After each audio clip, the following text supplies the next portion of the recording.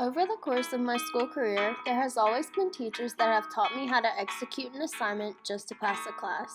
Whether it be a math teacher talking about limits or a history teacher lecturing about 1500s Europe, the information would always leave my brain after the test.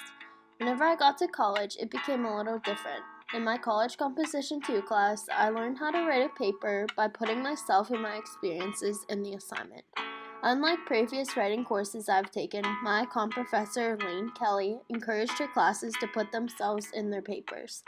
That in itself was the most important lesson I would take away from my first year at Pitt Greensburg.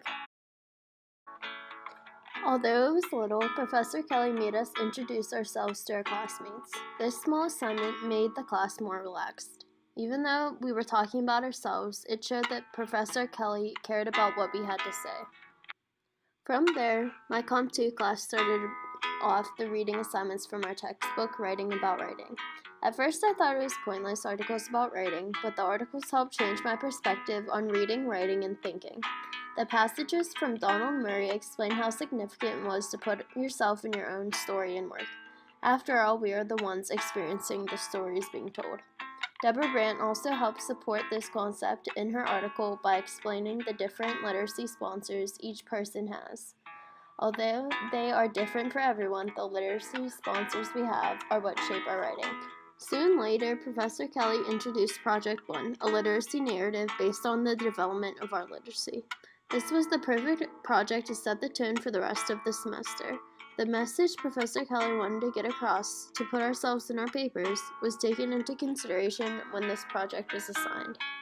After Project 1, Project 2 was assigned. This time, instead of a traditional paper, our class was to execute a multimodal presentation. To me, this project stood out the most. We got to pick out our own topics, something no teacher has ever let me do. We also had the opportunity to step out of our comfort zone and try new methods of a presentation. I myself chose to make an iMovie using my first voiceover. Although this project was the most fun, I had the most difficulty with it.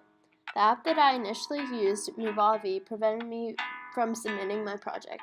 Therefore, I had to redo my whole project and resort to use iMovie.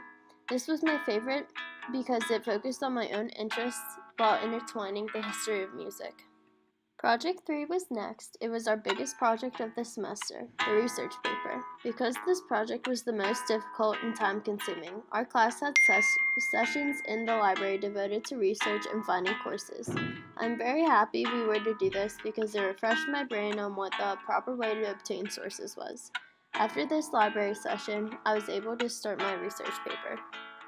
This was a very challenging paper for me to write because of how personal it was. I wrote about my father and how his brain disease, multiple system atrophy, has affected our relationship.